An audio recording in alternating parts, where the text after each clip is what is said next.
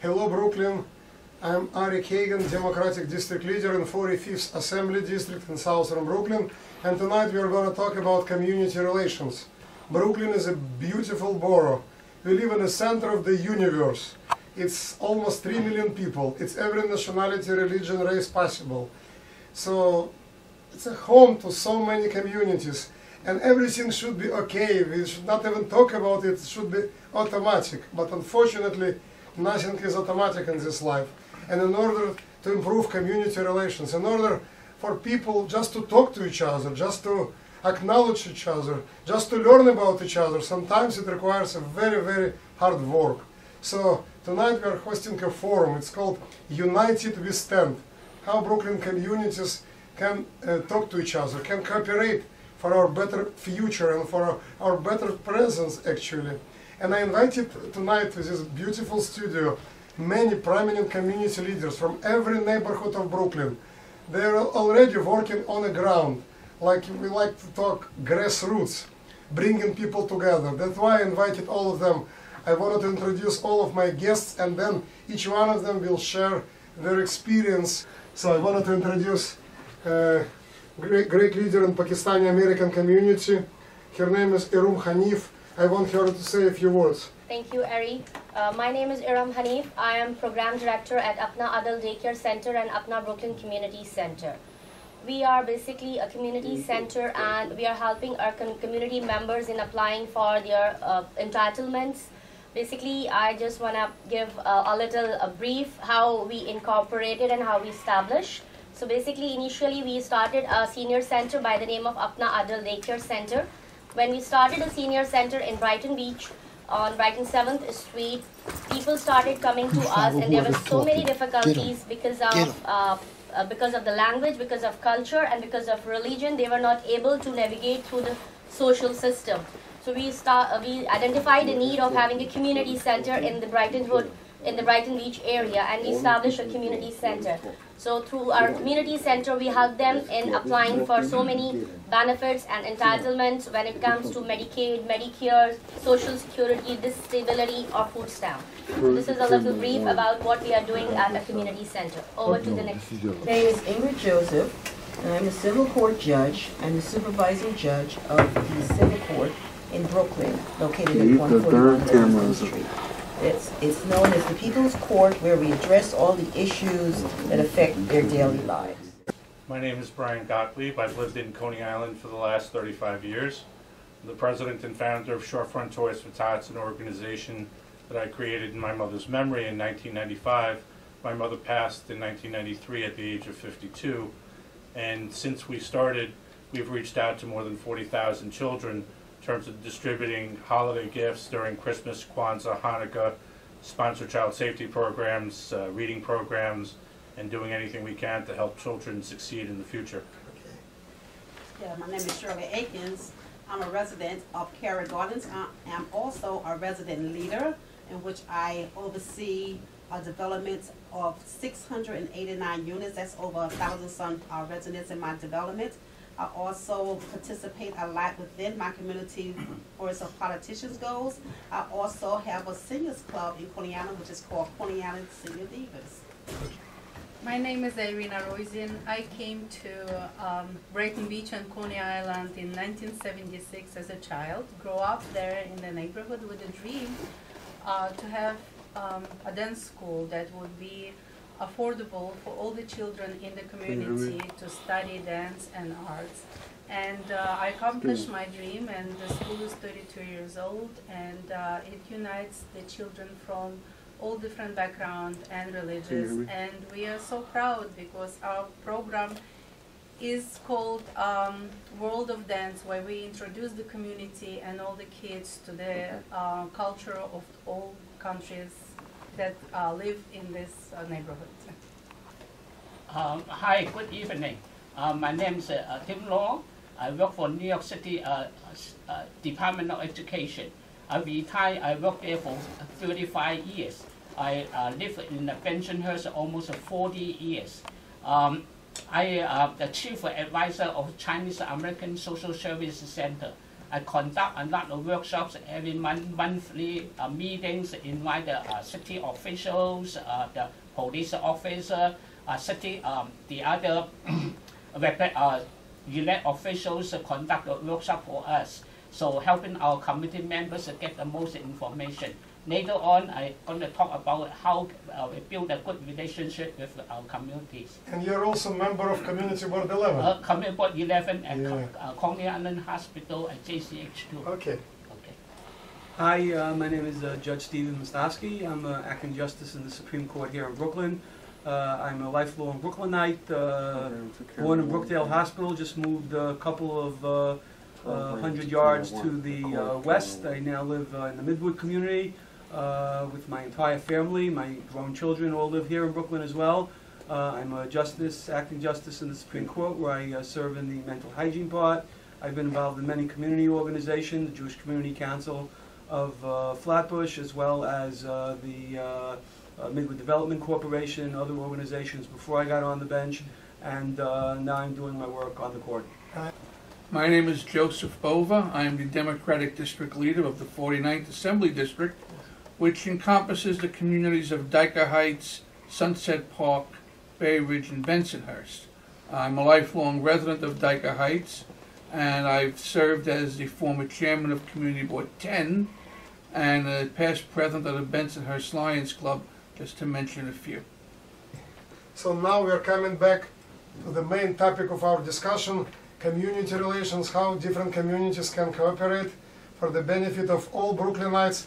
But before I continue our forum, I wanted to mention that this forum is sponsored by amazing home care agency called Easy Living of New York.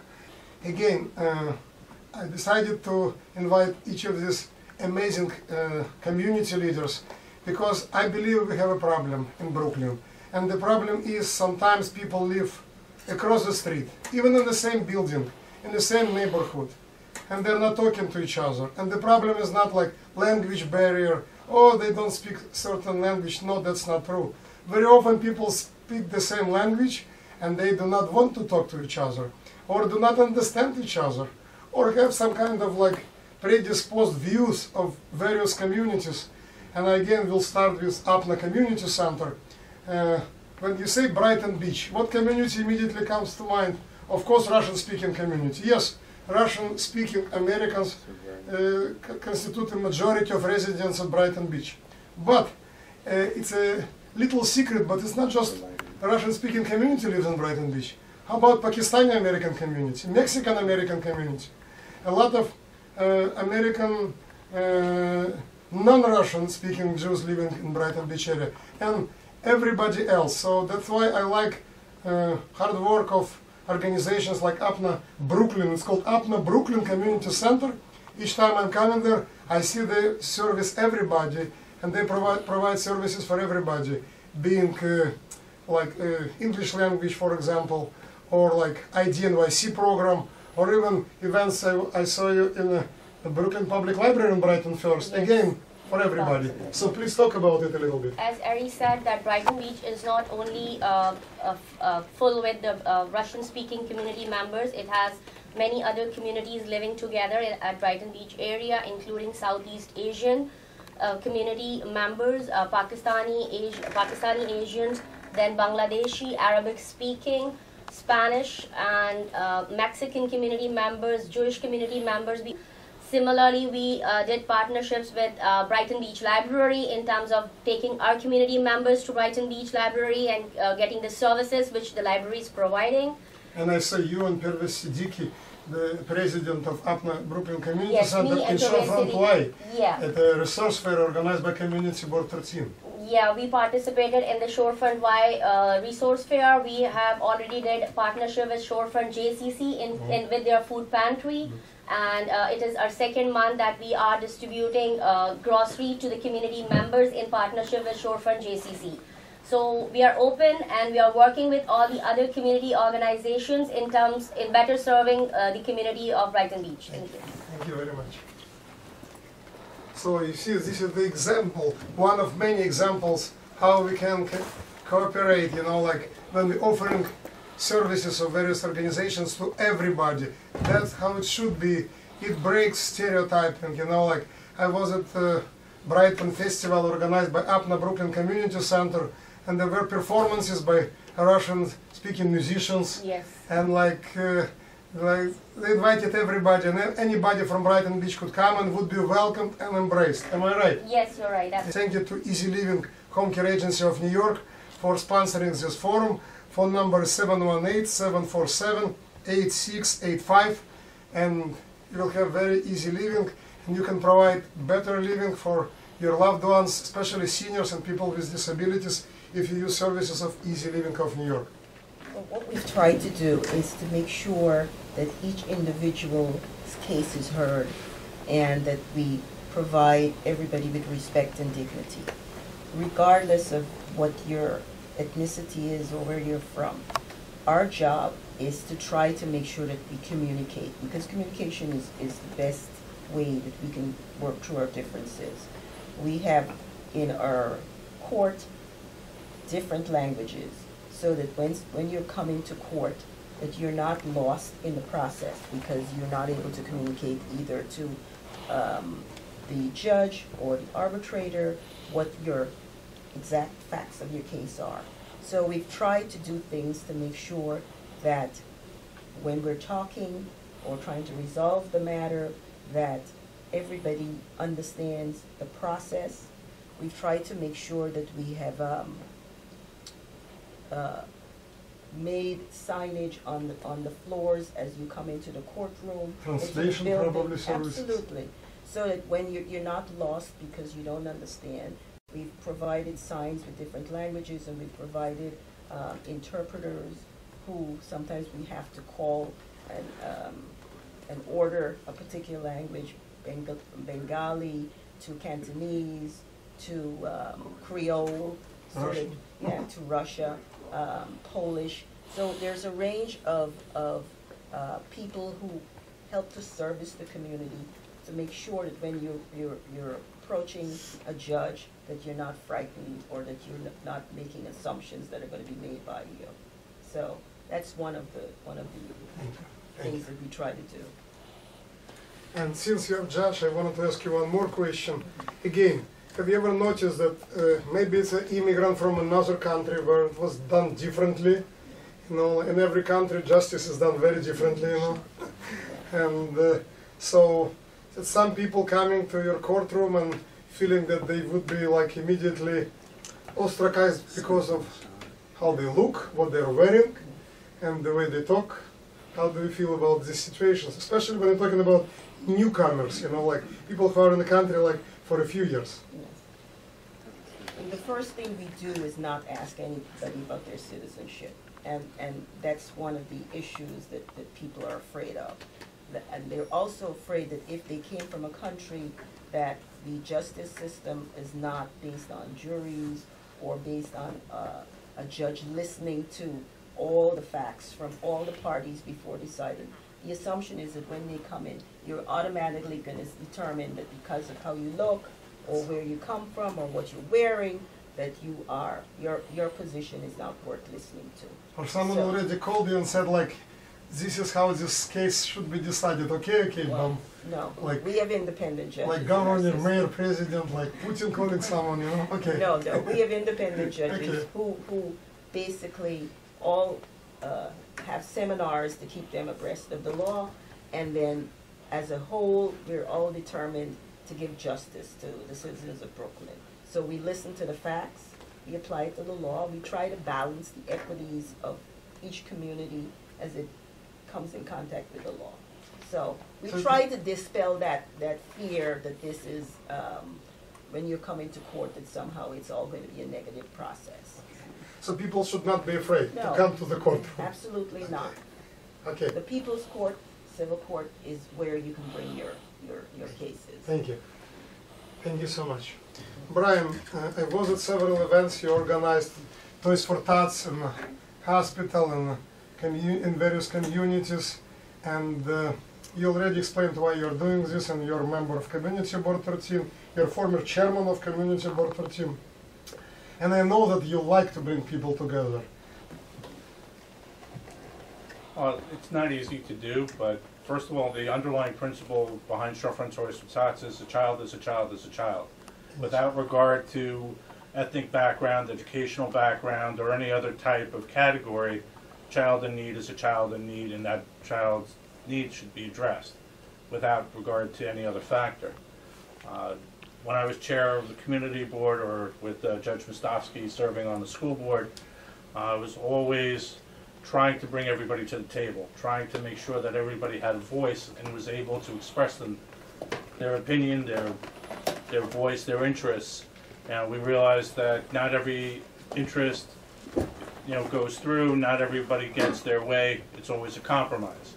But it's important to make sure that everybody's heard, that everybody has a voice, everybody is able to express their needs, their concerns, their wants, and not to be feeling that they were shut out or left out of the process. So you're saying that sometimes very important just for people to be able to talk, just like to express their opinion.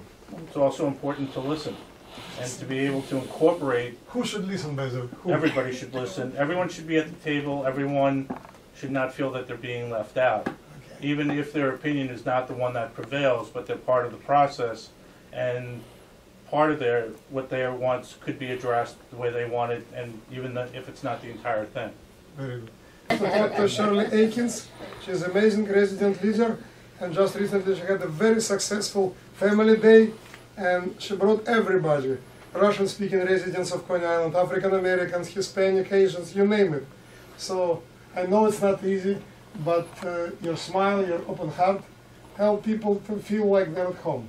I deal with a lot of seniors because they are the most vulnerable people. They don't have anyone to listen to, who can listen to them. So I look at it like they need a voice, because their voice isn't carrying loud enough for people to hear what they're saying. And I like to hear what they're saying. I mean, we talking about history from you looking at someone who was like 80-some years old, 90-some years old. That's history to me. That's something that I'm learning. I learned all of this here from my grandmother, at a young age when I was following behind her on her skirt. And it just stayed inside me to be around older people. Without them, I don't have the energy. They are my energy. They give me the strength. Because if they don't have me, they lost. And I don't want to see, our seniors lost like this. And another thing is that Shirley, what I noticed at your family day recently, when you came to a group of Russian-speaking seniors, yes. Some of them do not speak English fluently, yes. but they embrace you, they love you, they praise you. But a lot Which of is other a things. strict discipline, and that's the only thing that is Russian. Everything else. Could you name a few dances, because it shows that we can learn from each other. This year we did a new Cinderella ballet, and soloists from in this ballet, 2 young children. One is immigrant from Peru, and the other one immigrant from China. That's what I'm talking about. The boy and the girl, and and they're in full scholarship. And I just wanted to say that Brighton Ballet Theatre is not just a school for dance, but we also give $60,000 in scholarship to our community kids, and we bring children from public schools into our school for free workshops, and we give out tickets for our performances to the community, to senior centers, to public schools, and that's what we're proud about. So another example, you see free scholarships for students from low-income families, up to $60,000 here, free scholarships, providing families of every background, helping children during the holiday season with toys, helping every client from every community, every country in the courtroom, and of course APNA Community Center, bringing services to the entire community. These are all examples. How can we work together? How can we bring people like from every religion, nationality, so people are forgetting about their differences. They're talking about what unites us, if you can dance, if you wanted to learn to dance, any dance. You can go just to Brighton Ballet or any local school where you can learn it, and this way parents will be happy, children will be happy, and also everybody will be healthy. Not just happy, but healthy as well. So Dr. Timlo, I want you to talk a little bit. I know you also working with kids and with seniors, but the most important, recently you participated in a press conference against hate. Unfortunately, yes, here we have a great community leaders, but unfortunately there are episodes of hateful behavior, even unfortunately in Brooklyn. Yeah. You know what happened recently in Bensonhurst? Yeah, The person spent so much time trying to write derogatory comments about beautiful Chinese American community, and Dr. Tim Law spoke out against it. By the way, he spoke out against hate toward any community, not just Chinese American community. I want you to say a little bit. I know you feel very strongly about this topic. Thank you, Mr. Kagan. Okay, United States is a melting pot. Okay, in Brooklyn, we have different ethnic groups. There are so many ethnic groups, Chinese, Hispanic, Jewish, or something like that. As an educator, I strongly believe we must respect others' culture, languages, or religions. It's most important in religion. Don't ever think that my God is more powerful than your God. That's wrong. I live in Bensonhurst, Brooklyn, over 40 years, almost 45 years. Okay, I witnessed a lot of conflict between the communities. Because what? Because of misunderstanding. They always thought that. Sometimes I walk in the street, they tell me, "Hey, China man, go back to China," or something like that. That's wrong. Okay, so you must understand each other, communicate with each other, talk to each other.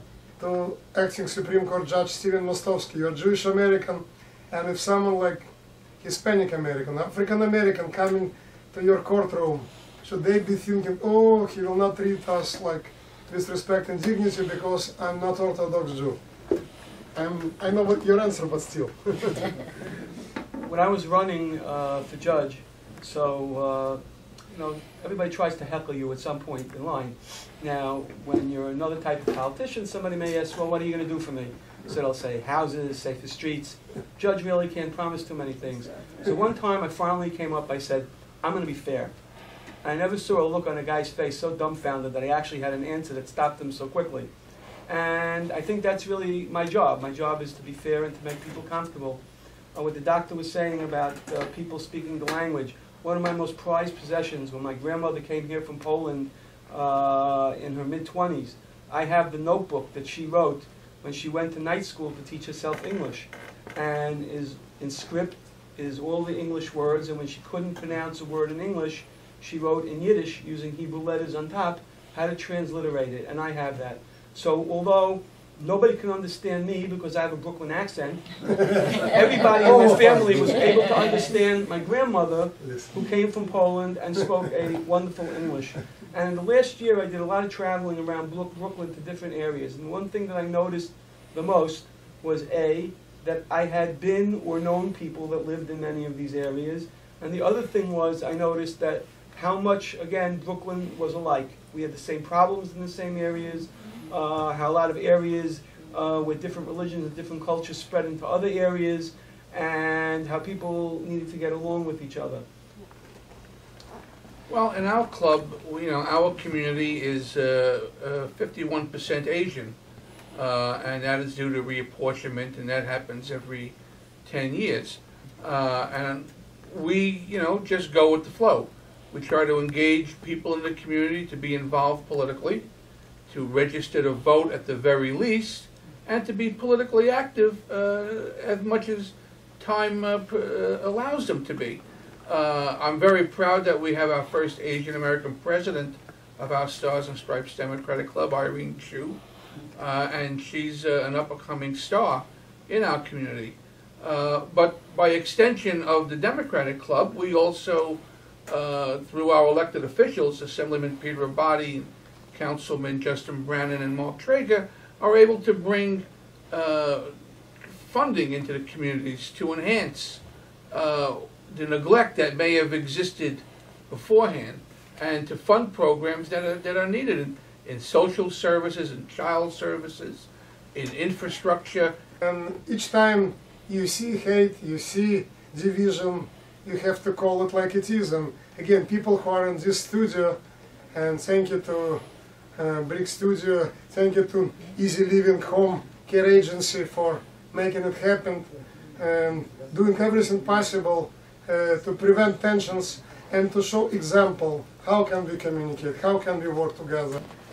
I am the district leader for the 47th Assembly District, which is Gravesend and Bensonhurst. You know, I like to have everybody like get together, because in New York or in America, this mostly are immigrants. People come to America and they want to have a good life. So therefore, there are so many diverse different groups. And how do you live together with so many different groups? By learning about each other's culture. Sometimes people just want to stay with their own group, but I don't think this is good. We should all learn. So we try to bring our culture to the public and introduce them. And I would like other cultures to also do the same thing. And if we have an event, I want to put it out and invite the public to come and join us. Yeah, every day I travel by train, and train is basically New York. You see everybody. In train you see, when you're on train you see entire United Nations, you know, like, and that's the beauty of living in the capital of the world.